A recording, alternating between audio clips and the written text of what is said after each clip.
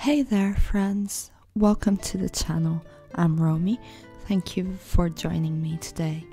In this video I will be painting macarons with oil pastels and have a little chat about art style.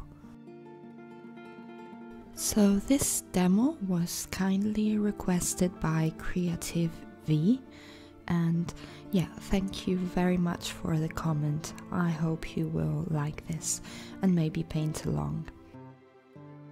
So the first thing was to choose my reference, and I did that on pastels, which, if you don't know, it's a website where you can find free to use references. And I have put a link in the description if you want to download this photo, but you will be able to see it on the top corner of the video throughout. So after that I chose the oil pastels I would use, and in order to replicate the color palette of the reference photo, I actually had to use all of the sets that I own. I have to pick a couple of them from every set, so be aware of that. And if you are not able to replicate exactly the same color palette, don't worry, and maybe you don't even want to. So the only thing I would recommend is to choose at least 3 values for every color that you decide to make your macarons. So a light value, a mid one, and a dark tone. I started by filling every macaron with the mid value I chose for them, and after that, to create form and depth, I added the darker and the lighter values that I saw in the picture by trying to keep looking at the shape I was able to see. I am using Q-tips and a blending stump to blend out the colors, mainly the blending stumps, but make sure if you are gonna use it to clean it very good before changing the colors. If not, you're gonna end up with a bit of a mess. Another tip I would give you is that if you are right-handed, start painting from your left so you avoid getting everything dirty, your paper included. And obviously if you are left-handed, start on your right.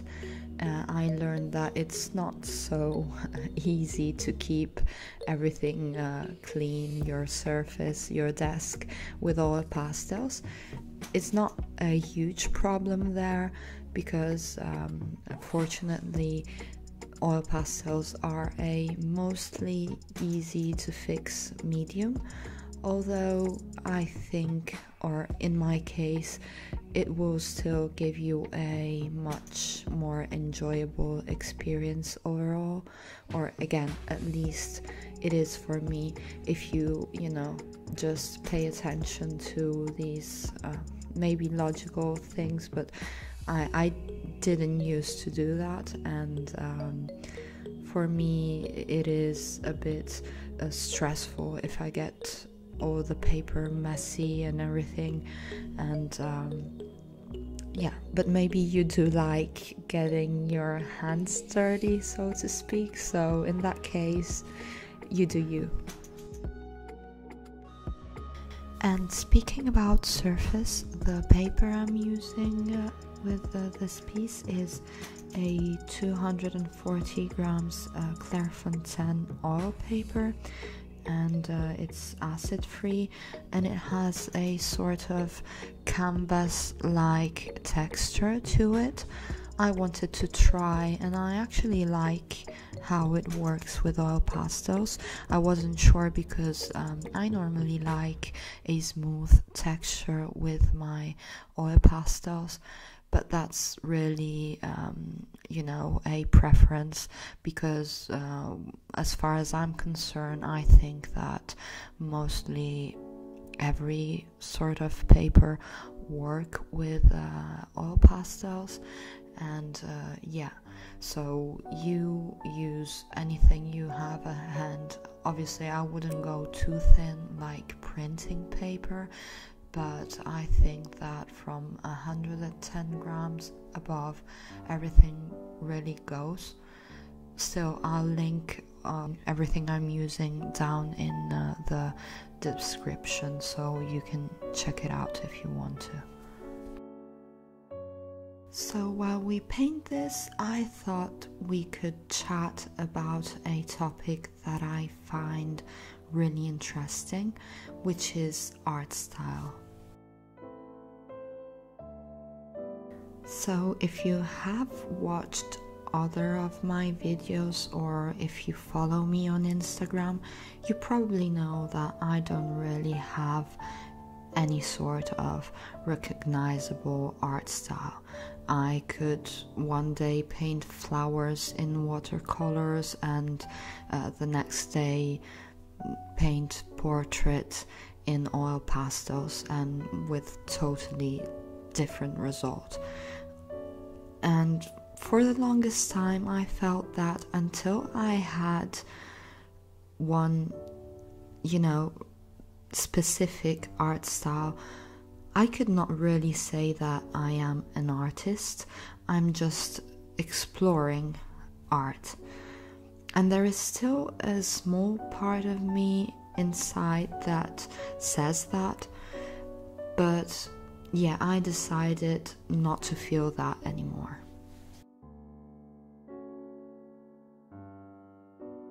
And well, the thing is that while I deeply admire artists that have a very recognizable style that truly transcend any subject matters really, and I do totally understand how that creates a brand, and in our current social media based society that is kind of helpful, to say the least. But there are some buts, which sounds weird, but you know what I mean. Does that mean that you are not an artist if you don't have a style? Does it mean that you're not an artist until you are liked and followed? How long should you be doing art for you to be considered an artist? And is it totally necessary to go to art school? It's so weird to me, this feeling of sort of unworthiness.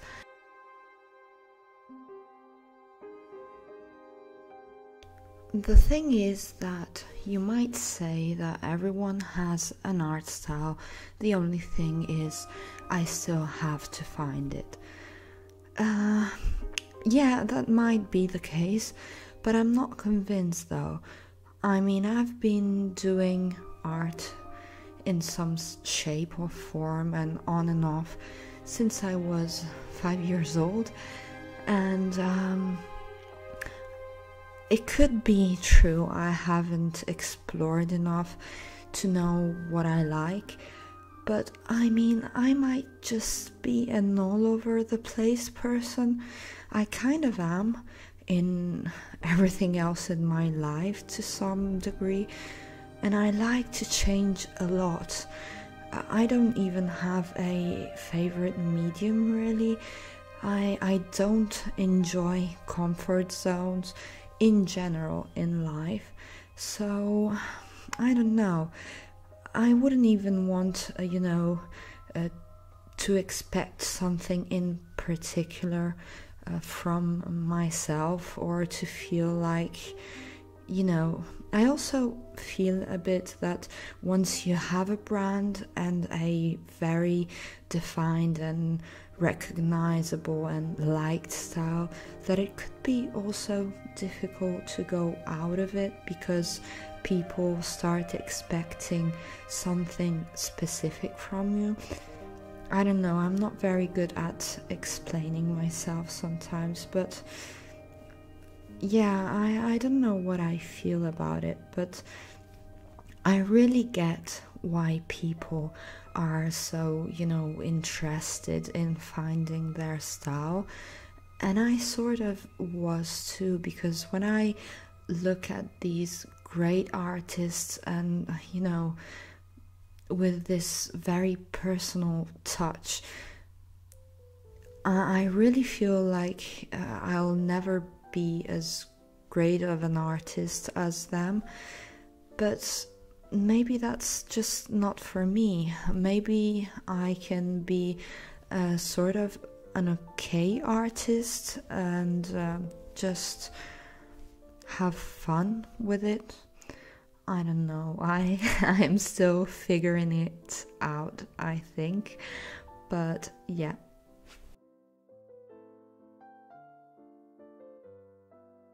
This is what I'm asking myself these days, and I am really interested in what you think about this too. Can we be artists even if we do not look for a style or have one?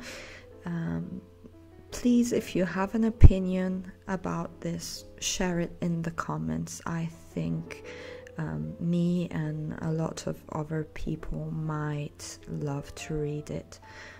For now anyways, here is where I stand, and I am maybe just having fun and exploring art, and that's okay. I am still gonna share it, and I am still going to enjoy it, and that's gotta be enough, because in the years that I have been loving and always doing some kind of art, what I learned about myself is that if I strive and start doing it with any kind of other intention than having fun, like improving or finding a style or, you know, being as good as, for example, it just stops being fun for me, and then I start feeling unworthy and I stop enjoying it, and then art block comes. And so I think I'll stick to fun and to creating my own chaotic body of work.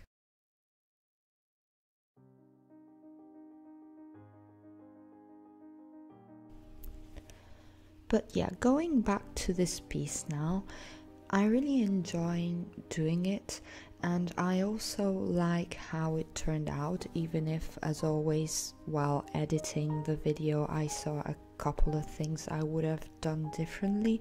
I still like it, and I actually think that it will go straight to my kitchen wall. I think it will look kind of cute there. So thank you again to Creative V for asking. And I hope you like it too, and that you enjoyed the video.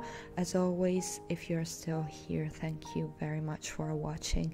Don't forget to give a like, subscribe to the channel, and turn the notification bell on. And I'll see you in the next one. Bye!